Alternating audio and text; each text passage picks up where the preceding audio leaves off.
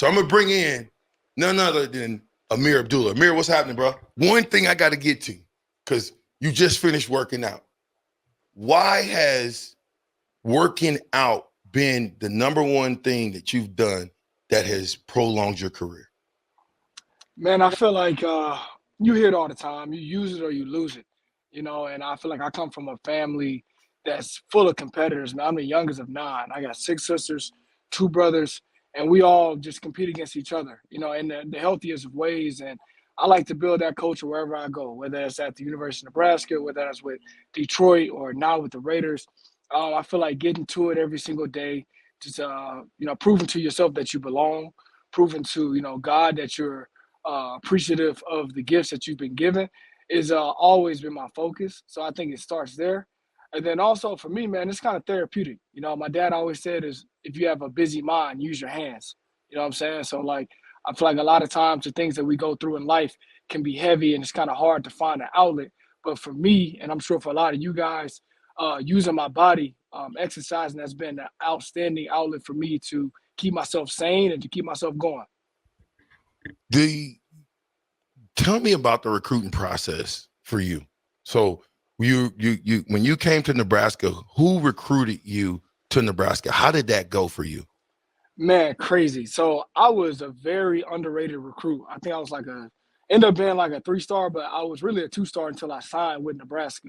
I'm from Birmingham, Alabama. I didn't really know much about the recruiting process. I didn't get my film. Like my first time sending film out to any school was after my senior year. I hadn't sent any film out. I didn't know. I thought they just heard about you through the grapevine and they just showed up at your school. I didn't know how it really worked. Um, so I didn't really have many offers, and I was a corner naturally. My first love was defensive back. I love to tackle. I love to, to hit, and I love to just work together on the defensive side of the ball. It wasn't until my senior year that I really started to show out as a running back. But Bo Pelini was the main recruiter in my process. Him and along with Tim Beck. I think Tim Beck still may be coaching somewhere. Might be at Coastal New Carolina. Mexico. Coastal Is he at Carolina. Coastal? Is he at Yep. Coastal? I, Yep. I thought he made one more move recently, but I think he may still be at Coastal Carolina.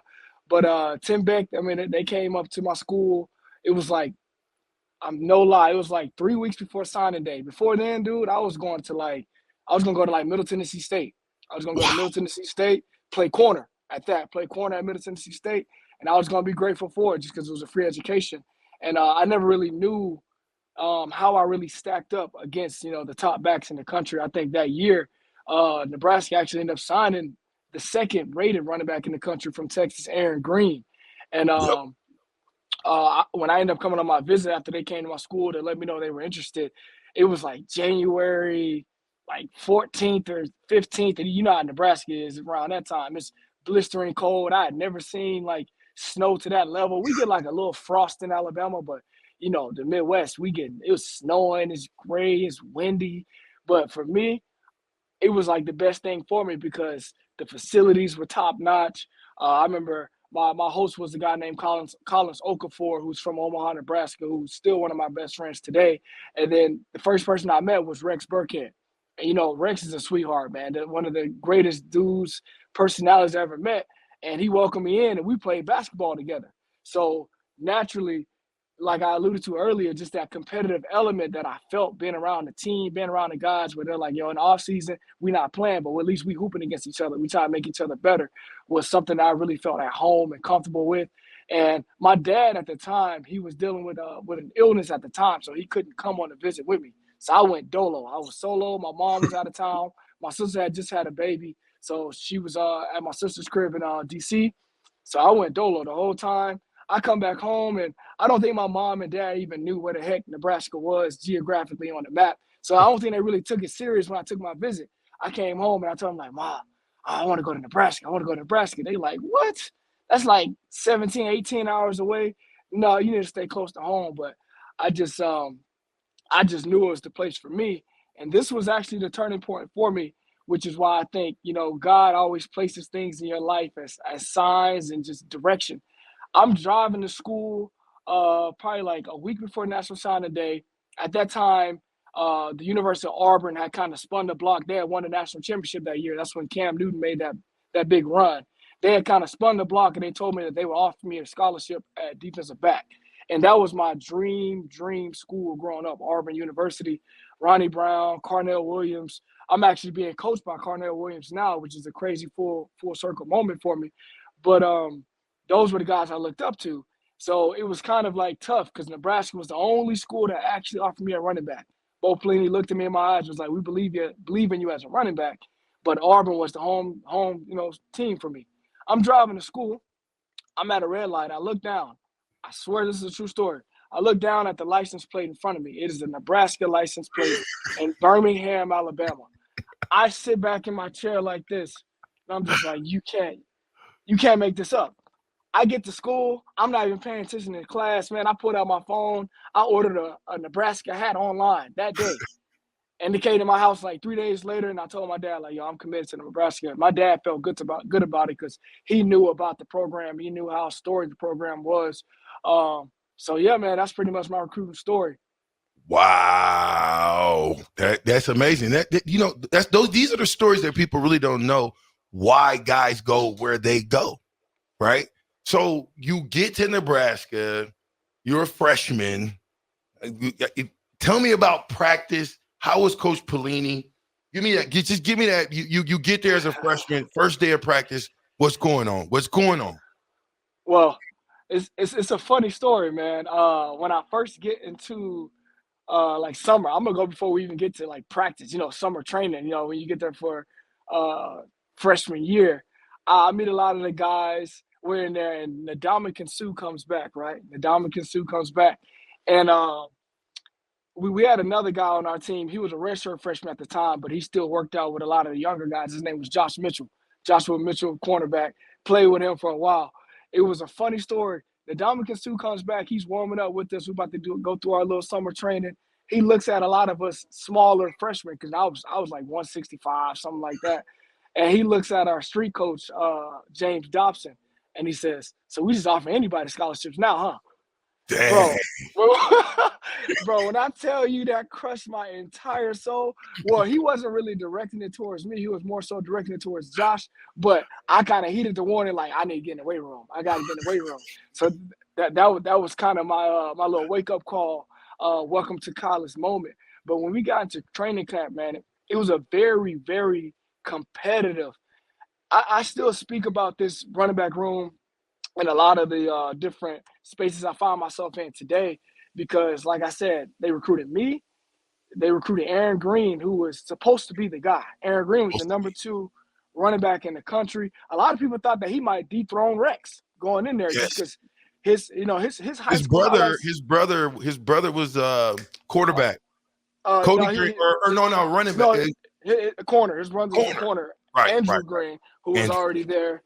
So everyone really, anticipated Aaron Green being the guy. And then subsequently, something I didn't expect was a guy who didn't qualify the year before end up qualifying the year after. His name was Braylon Hurd, who was in his class. He was the number 7 running back in the country. And he went to the same high school as Bo Pelini. So he had that, that legacy connection where they really knew each other and all that. So when I come in, I remember reading the tabloids. I remember reading all the articles. Everyone thought I was redshirting for sure. No one really knew what I really brought. They didn't really, know what type of athlete I was.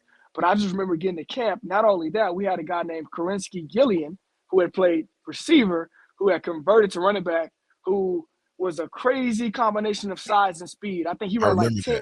He ran like 10, 2, and 100, but he was also like 230. He's like Amon Green. That's how Amon is, like big but crazy linear speed. So I was definitely the afterthought. And of course, we got Rex Burkhead, who was going to be the guy. So was Roy Lou in that room? No, Roy had just graduated. Okay. Roy had just graduated. And so when I get in that first camp, dude, every single day I was on the phone with my dad, and I'm just like, well, Dad, what should I do? He was like, just make sure you're doing what everyone else isn't. So just like how I've kind of made my career in the NFL, I made sure I was on every single special teams. So I started off really making my name as a returner.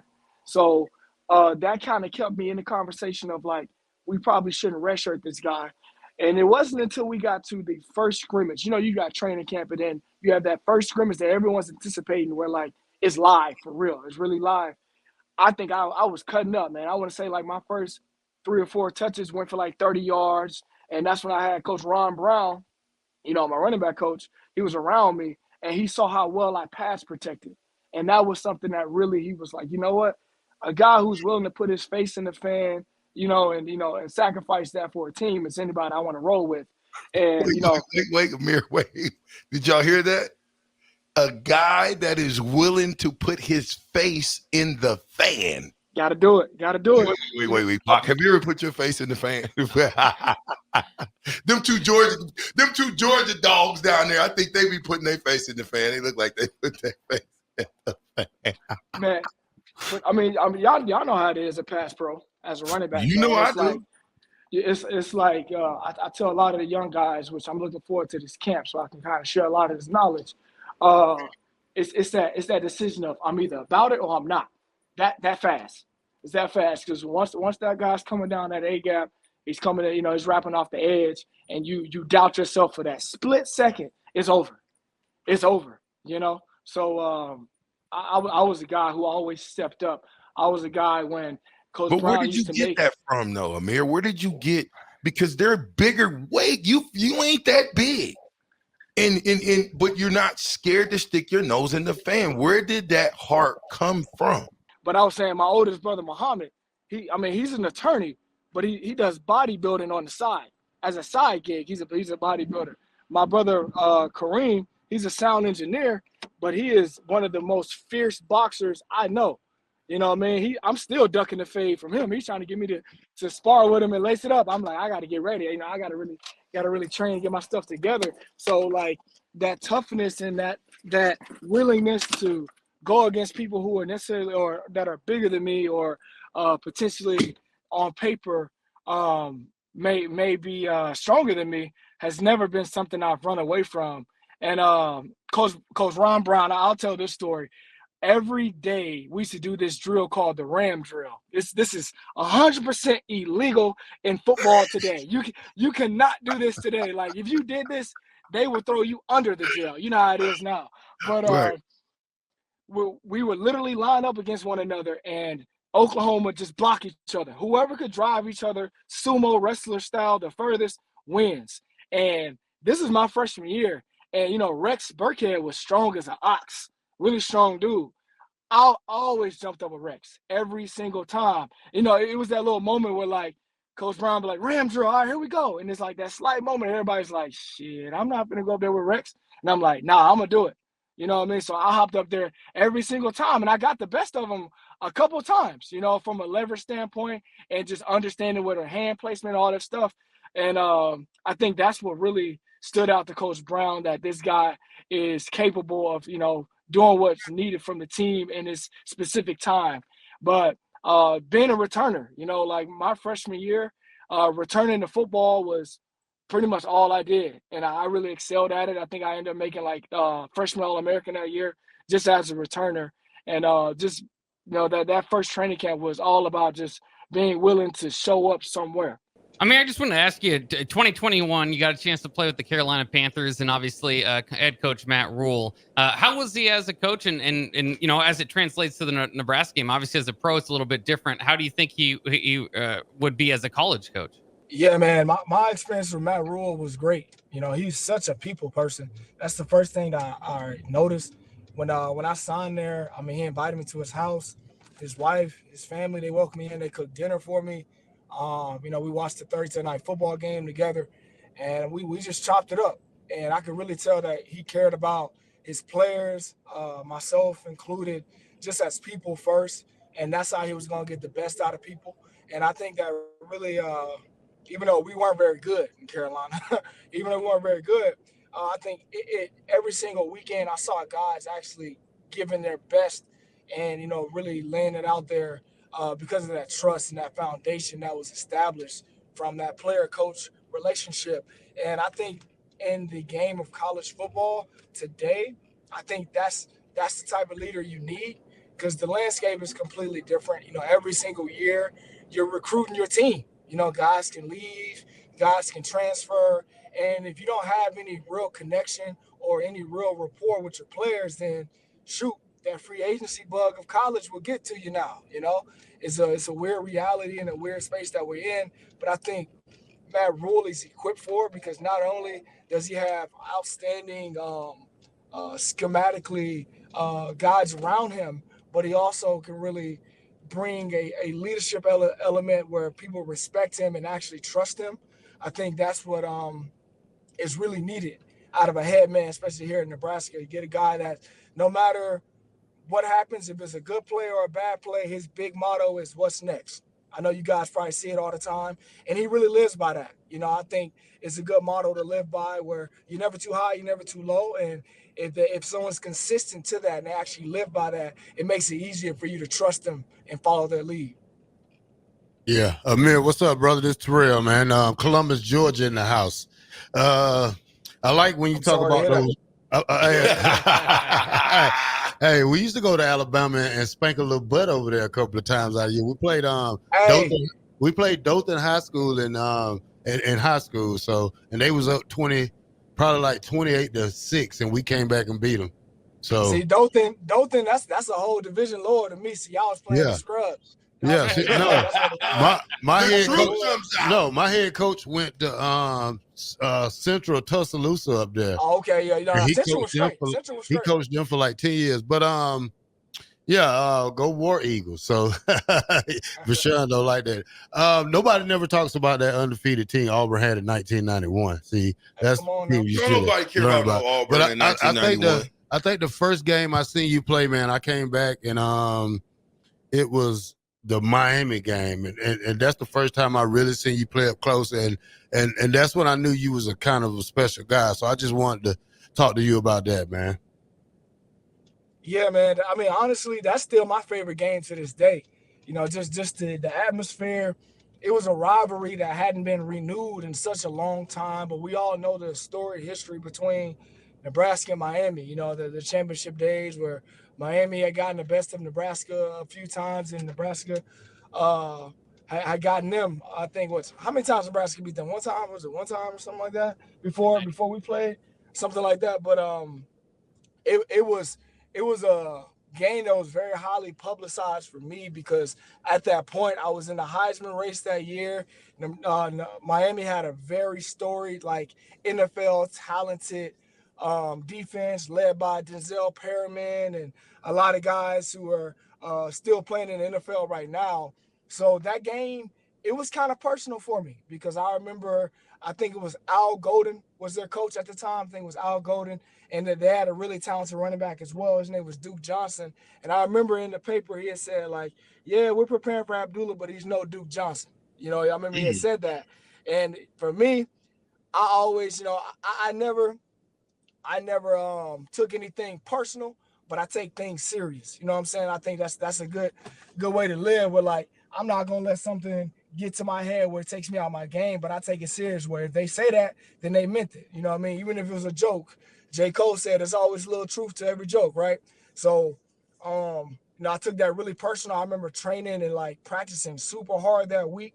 And in that game, I felt like I kind of blacked out. From the first carry, I think I got an inside zone out the gun to the weak side, and the defensive end spiked in. So I got the edge, went around, I just bounced it, and then Kenny cracked on the safety, and it was one-on-one with me and this dude named Artie Burns, who he actually ended up being a pretty high draft pick corner for him. I lowered the shoulder on him, and he kind of like, Olay, like the Matador, he got an Olay, kind of moved out the way. I said, oh yeah, it's sweet out here. It's sweet out here. I already knew.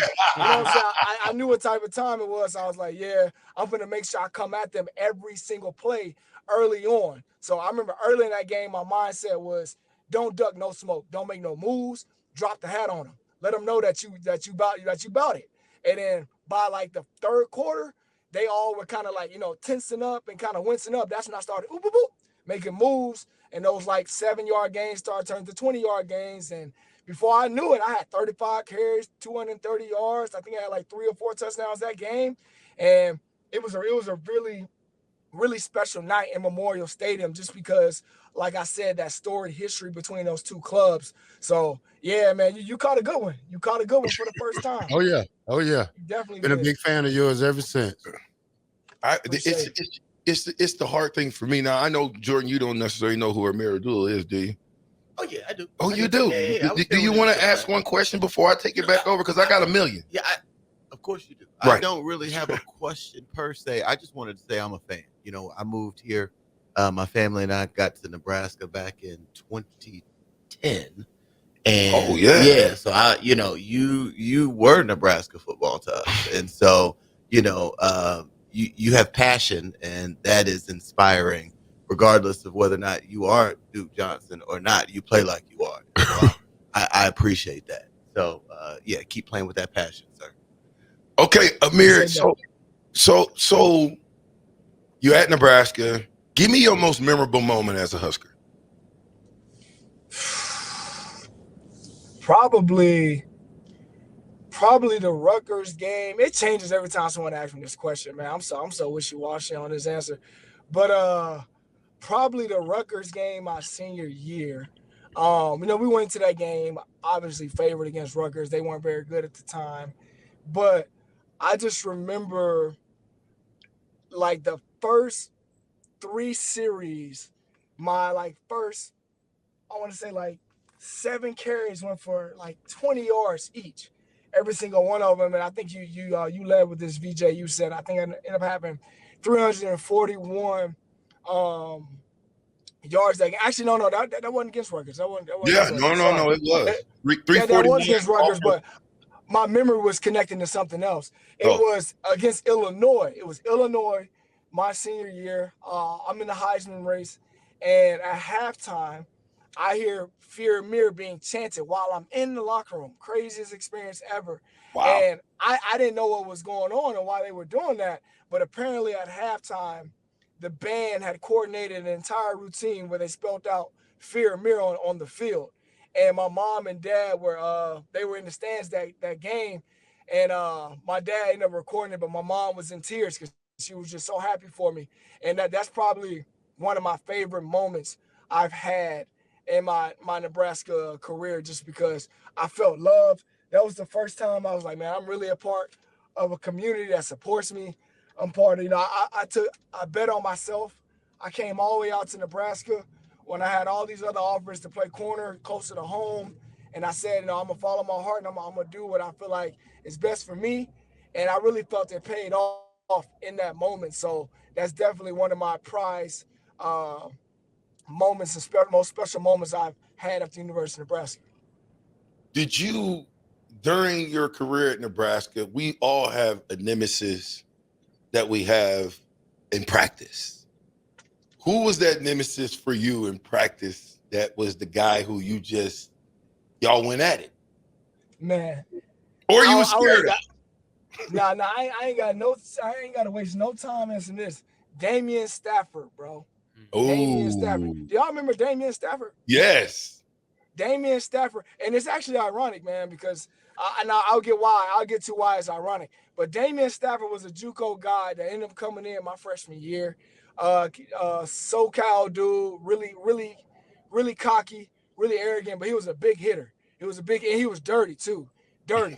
So I think it was it might have been my junior year. My junior sophomore year, when the beef really started, where we were all Taylor's running. I'm just jogging off because I'm like, I didn't get the ball. Damian Stafford comes out of nowhere and just smokes me. I'm talking, bro, just damn near almost made me do a scorpion backflip. You know what I'm saying? Smokes me because I ain't even expect it. So I get up, we scrap, of course. You know what I mean? We throw hands real quick, and then they break us up. But later in practice that day, it's still on my mind. So it was another period where Damo was coming across the field. He wasn't gonna get there. Boom, crack back to him, right back. We scrap again. You know what I mean? We scrap again. Coach Bo threatens us this happened again. I'm gonna kick both of y'all out. And then we get to the locker room. We about to scrap in the locker room. It's like one of those situations. Wow. But me and Damo pretty much had that type of relationship where like really off the field we respected one another, but on the field couldn't stand him, wouldn't piss on him if he was on fire. You know what I'm saying? Like that type of situation, which ironically we played against each other. Was it my second year in the league? I'm at Detroit. He's with Tennessee, and I'm going crazy that game. First half, I think I had like 5 carries for like 50 yards. You know what I mean? In the first half, so I'm going crazy, and I ended up having a run where I cut back inside, and I see Damo, and I stiff arm him, but the way he like lands on my foot, I end up dislocating my foot and tearing my goddamn Liz Frank. End up tearing my Liz Frank. So it came back. It came back on me. That karma, I guess, came back on me. Dang. Where Damo once again was the butt of my misery. So did he talk crazy though? Did he talk crazy? No. In the game, it was all love. You know what I mean? Like one thing I always respected about like the alumni that go to Nebraska is when we get in the league, it's all love. The only person I ever talked crap to in the game in the league was Levante David. That was the only one I talk noise to was Tay. Just because Tay don't ever talk. So no, like, he don't. Trying to get him to talk is like fun to do. Cause like if you get Tay to talk, you know you really got him mad. Right. So you know, I never succeeded. I've never succeeded at that. But you know what I mean? But it's worth the try. You know what I'm saying? How good was Taylor Martinez? Did you hear me? How good was Taylor Martinez? I can't. We lost audio. True story. Man, true story. Taylor Martinez is the fastest player I've ever played with, still to this day. And we got a kid on our team right now named Trey Tucker. He won state in the state of Ohio on the 100, and he ran like 10-1. Crazy, you know, real crazy speed. But when I play and run with Trey, still to this day as a 31-year-old guy, I can run with Trey and he not dusting me. Taylor, bro, it was never a moment where I felt like I could actually beat Taylor Martinez in a race. And the moment I really was like, yo, this is the fastest cat I've ever played with was we went to UCLA my sophomore year, my first start ever. Rex ended up spraining his MCL the week before, first start. We're running like a lot of read zone, you know, speed option. We run a read zone from like our own 7-yard line.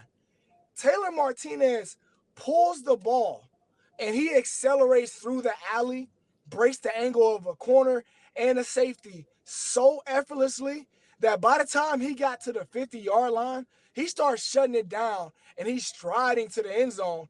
And at the time, UCLA had a safety that was actually really fast as well. He ended up running like 4.29 or something at the combine. And this dude's giving it his all to go catch Taylor. And Taylor's just skating off on this dude. I'm just like, man, Taylor, it was weird because he didn't stretch. He didn't believe in stretching. He was a dude to say like stretching actually makes you slower, which I kind of understand what he means now. And, you know, that's a whole nother conversation. Right. But Taylor was probably one of the most explosive athletes. I'm actually surprised. Now, we knew he wasn't going to play quarterback at the next level. He had a good college arm, but he didn't have the NFL arm. You know what I mean? He wasn't throwing the deep outs from the opposite hash. He wasn't that type of guy. But Taylor probably could have tried another position because he wasn't a small guy either. You know, Taylor was like 6'1", 6'2", and if he put on the weight, he probably could hybrid tight ends that you see kind of like excel today. I just felt like, interesting enough, Taylor also wasn't that interested in playing NFL football. I think he just loved playing college ball, and that was his thing. But freak of nature athlete, though. Freak of nature athlete. I want to say, like, at he had a foot issue at his pro day, and he still ran like 4.31. Wow. You know what I mean? And, you know, had like a foot issue or something. Taylor was crazy. Crazy speed, man. Amir, do you ever root on Auburn still, knowing you from which part of Alabama do you root for when you because I call myself a college football fan now, but I'm always going to root for the state of Georgia in anything, high school, NFL, Listen to college. You know what I'm saying? Do you still have that same kind of defensive feelings? guys ain't too smart. Do you still have the same kind of feelings with Auburn like you had when you was in high school? Nebraska. Oh yeah, see, I love Nebraska. I love them, but hey, no, I don't root for the Auburn Tigers no more. I don't root for University of Alabama. I am only a Nebraska fan, and I really mean that. Like, I'm not watching college football if it ain't Nebraska, and like, it's no disrespect, but that's just how it is. That's just how it is. you offensive guys. Y'all guys are terrible. Nah, we're loyal. We're loyal. That's the difference. I am loyal. See, this is an outfit. This is what you call an outfit. Oh, you loyal to the outfit? Yeah, it's an outfit. I told you don't wear that G hat up in here on the captain show. Come This the captain show. Come on, This a over Husker here. show, sir. Walk over here, limp back. That's okay. Yeah. We'll catch you at the. It's gonna be you're gonna have a Stafford moment. Yeah. We're gonna have a Ameer Stafford moment, sir, after the show. All right. Okay, Mir. So you have a great career at Nebraska. You get an opportunity, major opportunity, and I don't know if you know this. Let me ask you the question first. Who is the last Nebraska running back to be drafted? Period. Was it Devon Azigbo? Did he get drafted? Stop it. Keep going back. Keep going. Shit's got to be me then. If it wasn't me, got to be me. It's got to be me. Ameer, it's you. Think we about gotta change that, man. We gotta change. Yes. We gotta have it back every year. That's like that. That's the precedence that I'm really hoping really shifts back in Nebraska's favor, man. Draft picks, and a lot of them. You know what I mean? A lot of draft picks, more NFL talent, man. More guys that, you know, when my time in the NFL is gone, I'm watching football and I'm looking at this dude and they say he went to University of Nebraska. I'm like, oh, that's what's up, you know? Like, I really, especially at the running back position, you know, I know Amon can speak to it. It's like, man, it's a certain pride and that I had, you know, being a starting running back at Nebraska, just because the legacy, man, you said top 3. I'm like, bro, it's too many. What Kendrick said? You set yourself up. I got in stock. What Kendrick said, I got too many stocks in stock. 1, 2, 3, 4, 5. Where if you're a historian, I know you're a historian because you're an offensive guy, you're a smart guy. We always go back and we do our research and make sure we know our history. How do you stack up? Give me your top 5 Nebraska running backs. Number 1, Amon Green. And I'm not saying that. I'm not just saying that because just he's in the room. I say that just because, for one, I grew up actually watching him in the league and watching his consistency, watching the total package, bro. The total package. Where it's like, bro, you can't. He's Green Bay's all-time leading rusher. Like, come on, man. When I look at a running back now, like if I ever get into coaching, when I look at a running back now, all the intangibles that Amon Green has is what I'm looking for in a running back. Someone who can run between the tackles, but is light enough on his feet to make someone miss on the edge. And, of course, the home run speed. The home run speed, that's the one thing you can't coach. You know what I'm saying? Like, I've always had great speed or good speed, but I didn't have home run great speed. You know what I'm saying? Like, I wasn't 10-2. You know what I mean? I was more of a 10-7 guy. And it's like, that in itself just sets you apart, especially in this game now. Like, you even look at the little dude down in Miami, Devin A-Chain. Like, when you look at his game, it's not much he's really doing that's like that unique. But if he gets a crease, you can't coach that. You can't coach that speed. So, number 1, Amon Green. Number 2, Mike Rozier. I'm going to say Mike Rozier, number 2. Number 3, my 3 spot is always, it's a little biased. Just because I played with him. But I'm gonna say Rex Burkhead, number 3. Rex Burkhead, number 3. The consistency, the everything he can do, you know what I mean, out the backfield, in the backfield, number 3. You putting Rexy over you?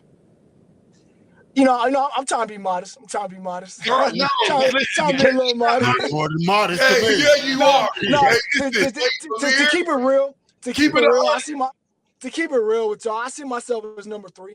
I do. I see myself as number 3. I think I also, and this is no shade necessarily to my coaches, but I don't think I had the best coaching at the university when I was there, offensively from a schematic standpoint. Like if you actually go look at my career, I didn't have many catches. And my game is in space, in provision. You know, like I was a toter. I ran the ball and I made that happen. But in my career, man, I think I had like no lie 35 or 40, between 35 to 40 catches in my career. I think that's kind of crazy to think about when you look at how I'm used today in the NFL, my ability to run routes, how effective I've been in the screen game. I feel like as good as my statistics are, number one in all purpose, number two in rushing, I think it really could have went crazy with an actual really good offensive mind and like a legit West Coast style offense. I think, oh man, I think the numbers would have been crazy at Nebraska. So I'll definitely say number 3. Then I'll follow up and say number 4, Rex Burkhead. And then number 5, I don't really know. You tripping. Amir, hold up. I know. You know where I'm going with this now. You trying to look all around the corner and back again. Man, you missing the baddest dude, at least for me, that ever put the pads on at Nebraska. Sure, man. It is tough. I don't even know who he's possibly talking about right now. Lawrence Phillips. No, see, the only thing I'll always be iffy about Lawrence is just because all the other stuff around it. But objectively speaking, he probably number 1. Objectively speaking, he probably number 1. Okay. But you doing a whole deal of work. He probably gonna round out the group at number. I'm gonna say number 4 or 5 with Rex for me. For sure. That's respect.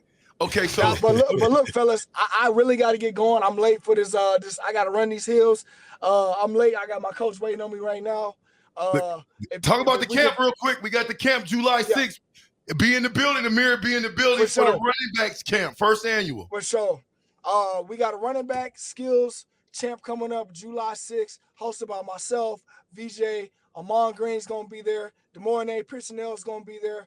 Other Huskers greats. Kenny Bell also will make a special guest appearance. Make sure you guys sign up, get all the spots filled, because when they're gone, they're gone. It's going to be a deep dive into the brain of guys who've done it at every level, the collegiate level, the NFL level, guys who played the running back position at a high level. We're going to have fun. We're going to compete, and we're just going to bring community back to Lincoln. So make sure you guys sign up, come out, say what's up to us.